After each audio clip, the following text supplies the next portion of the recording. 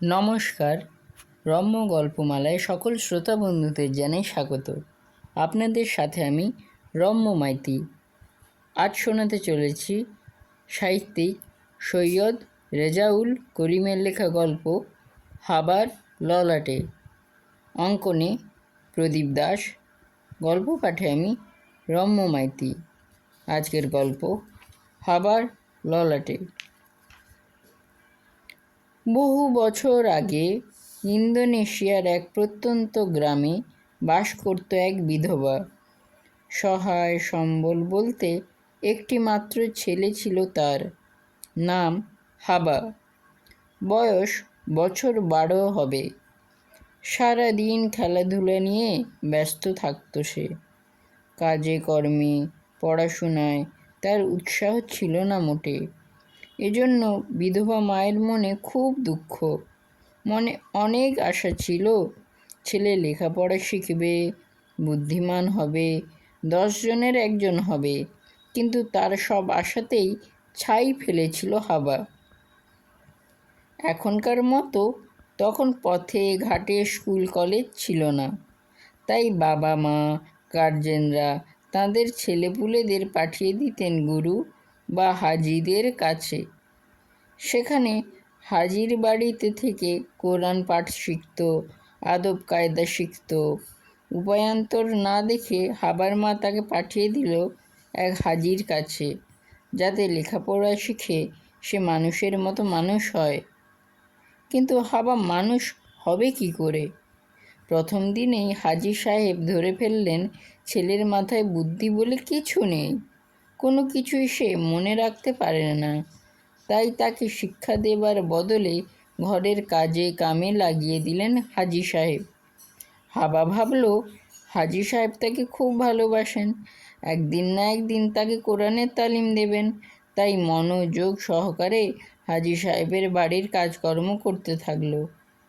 একদিন হাজি সাহেব গুনে গুনে 9টা নানকা দানা হাবার হাতে দিয়ে বললেন, যাও, এগুলো একটু তাড়াতাড়ি ভেজে নিয়ে এসো, নাস্তা করে বাইরে যাব। হাজি সাহেবের আদেশ শুনে এক মুহূর্ত দেরি করল না হাবা। তাড়াতাড়ি সে রান্নাঘরে গেল, উনুন জ্বালালো, তার উপর কড়াই চাপালো, কড়াইতে বালি দিল। বালি গরম হলে ভাজতে শুরু করলো দানাগুলো। বালির গরমে দানাগুলো ফুটফাট শব্দ করে ফুটতে থাকলো। তার মধ্যে একটা দানা কোথায় যে ঠিকরে পড়ল কে জানে। হাবা তা বুঝতে পারল না। ভাজা শেষ হতেই তা একটা প্লেটে করে নিয়ে গেল হাজি সাহেবের কাছে। 9টা দানা 8টা দেখে হাজি সাহেব তো চোটে লাল। নিশ্চয়ই হাবা একটা খেয়ে ফেলেছে। এজন্য বোকাঝোকা যে করবেন তার উপায় নেই। সব কিছু ছেড়ে ছুড়ে দিয়ে চলে যাবে হাবা। তখন আরও বিপদ, সংসারের কাজকর্ম করবে কে? তবু মনের ঝাল মেটাতে তিনি বললেন, 9 নানকা খাস্তা, 8টা হলো নাস্তা, হরি করে হালুম, খোদায় তা মালুম। হাজি সাহেবের তির্যকপূর্ণ কথা কিছুই বুঝতে পারল না হাবা। সে ভাবল তার কাজে খুব সন্তুষ্ট হয়েছেন হাজি সাহেব, তাই তাকে তালিম করতে দিলেন কোরআনের প্রথম পাঠ। খুশি মনে তাই সে পুনরাবৃত্তি করতে থাকলো, 9 নানকা খাস্তা, 8টা হলো নাস্তা, হরি করে হালুম, খোদায় তা মালুম। বেশ কিছুক্ষণ পরে হাবার টনক নড়ল। সে বুঝতে পারল হাজি সাহেব তাকে মোটেই ভালোবাসেন না। তাকে দিয়ে ঘরের কাজকর্ম করিয়ে নেন, না করতে চাইলে বকুনি দেন, উপহাস করেন। এসব আর সহ্য হলো না হাবার। একদিন কাউকে কিছু না বলে বেরিয়ে পড়ল হাজি সাহেবের বাড়ি থেকে। ঘুরতে ঘুরতে সে চলে গেল একটা বনে। হিংস্র জন্তুর ভয়ে গাছের তলায় বসে পড়ল ধ্যানে। জপ করতে লাগলো একাগ্র চিত্তে, 9 নানকা খাস্তা, 8টা হলো নাস্তা, ক্ষুধা তৃষ্ণা সব চলে গেল তার। দেখতে দেখতে কেটে গেল কয়েকটা মাস। মনোবাসনা তার পূর্ণ হলো একদিন। বনের মধ্যে সে খুঁজে পেল এক রত্ন ভাণ্ডার। তার কিছু অংশ নিয়ে সে ফিরে গেল বাড়িতে, তার মায়ের কাছে। মা খুব খুশি, ছেলেকে দোয়া করলেন প্রাণ ভরে।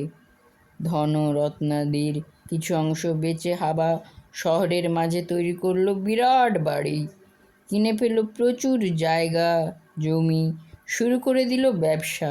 বছর ঘুরতে না ঘুরতেই তার ব্যবসা ফুলে ফেঁপে উঠল, প্রচুর আয় হতে থাকলো ব্যবসা থেকে। হাবা পরিচিত হলো এক ধনী ব্যবসায়ী হিসাবে। হাবার এই বাড়বাড়ন্তের কথা কানে গেল হাজি সাহেবের।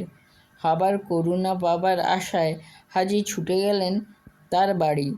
হাজি সাহেবকে দেখে খুব সন্তুষ্ট হলো হাবা, তাকে যথারীতি শ্রদ্ধা ভক্তি করলো, খাওয়া দাওয়ার ব্যবস্থা করলো, বাড়ির কুশল সংবাদ নিল। এক সময় হাজি জানতে চাইলেন হাবার এই উন্নতির মূল মন্ত্র কী।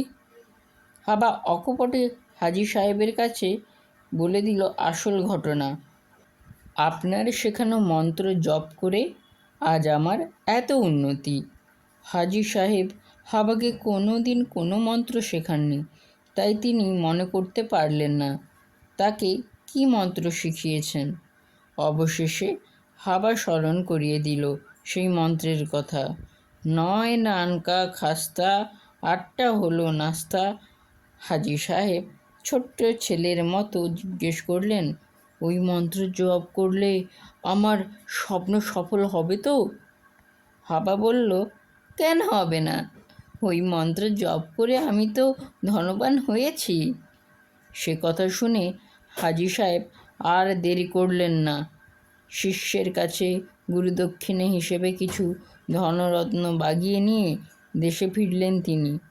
তারপর একটা শুভ দিন দেখে চলে গেলেন সেই জঙ্গলে। খুঁজে খুঁজে বার করলেন সেই বৃক্ষ যার তলে বসে ধ্যান করছিল তার শিষ্য। সেখানেই বসে পড়লেন ধ্যানে, মনে মনে আওড়াতে লাগলেন সেই মন্ত্র। খুব একটা বেশি দিন অপেক্ষা করতে হলো না হাজি সাহেবের। খোদা বোধ হয় সদয় হয়েছিলেন তাঁর প্রতি, তাই 10 দিনের মধ্যেই হাজি সাহেব ধ্যানের মধ্যে পেয়ে গেলেন গুপ্তধনের সন্ধান। দেরি না করে চোখ মেলে তাকালেন তিনি। ধ্যানে পাওয়া নির্দেশ অনুযায়ী নাক বরাবর হেঁটে গেলেন খানিকটা, খুঁজে পেলেন একটা বটগাছ, তার পাশেই দেখতে পেলেন একটা সুড়ঙ্গ। অপেক্ষা না করে তার ভিতরে ঢুকে পড়লেন হাজি সাহেব। দেখতে পেলেন একটা বিরাট ঘর, সেই ঘরে প্রায় 100খানা সিন্দুক, তাতে থরে থরে সাজানো আছে মণিমাণিক্য, সোনাদানা, হিরে জহরত। দেখে প্রাণ ভরে গেল হাজি সাহেবের। এগুলো সবই তাঁর, তিনি হলেন এর একমাত্র মালিক। তাই যতটা পারলেন বোঝাই করলেন বস্তাতে। তারপর বাইরে বেরোতে গিয়ে টের পেলেন সুড়ঙ্গ পথ বন্ধ।